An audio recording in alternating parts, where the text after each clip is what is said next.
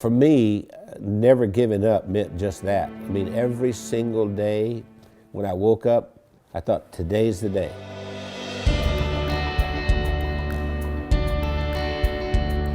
I was the second son in a sharecropper's family, and a sharecropper means that you don't own anything. I mean, you work for someone else who's the landowner.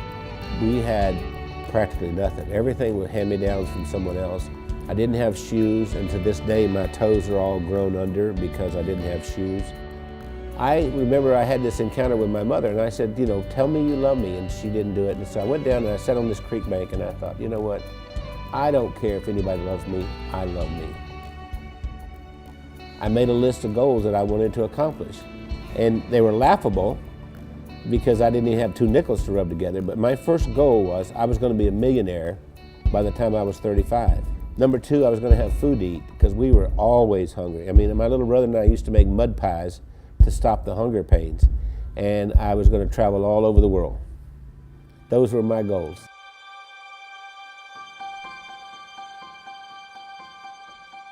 I've learned everything from working with Randy. I didn't know anything about business. I started out, before I met Randy, I was a teacher, a mathematics teacher.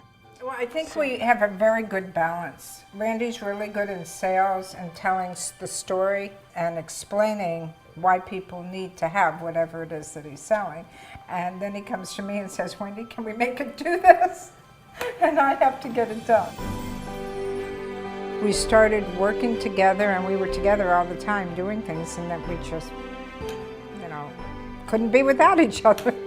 Yeah, once she got exposed to me, it was downhill from there. I mean, she could not last a day without me.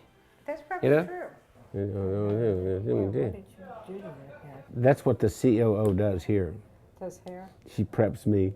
Spit on it, honey, like you used to do. I never spit. We retired a few times. Did he tell you that?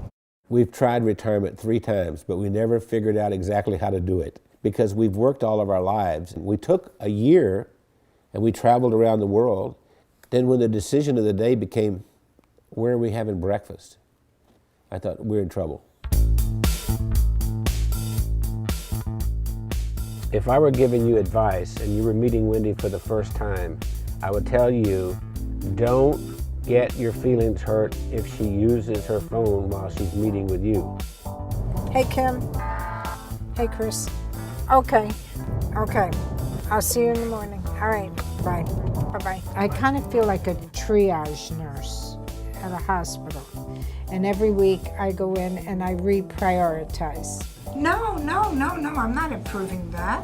I think what drives Wendy is her desire to be the best and provide the best of service to everyone. Awakened at 2:30 in the morning, and I hear this little click, click, and it's Wendy over there looking something up at 2:30 in the morning. And I'll say, why aren't you sleeping? You can do that tomorrow morning. We are the definition of entrepreneurs. And we don't like doing one thing at a time. We have to do a lot of things at the same time. It's not just Randy and Wendy doing all this work. The whole team, every single one of us works around the clock. Hey, gorgeous. Listen, Bernice has been with us for what, 5, 6 years? 6 years. Yes. And we love her to death. I love you guys. Yeah. Randy leads with his heart. And he's the most incredible person I've ever met. He's gone through so much in his life. And I believe that Randy's, I'm going to make me cry here. Randy has made the difference in my life. What's important is, what do I contribute this day to make the world a better place? I know that sounds corny, but that's really what it is. My daddy used to say, we leave here with empty pockets. The other thing my dad said is that when you leave, you'll be accountable for 2 things. 1, how did you treat Mother Earth? And 2, how did you treat the people on Earth? I feel that I have found joy and that I've given joy, and I think there's a lot more joy that we can give.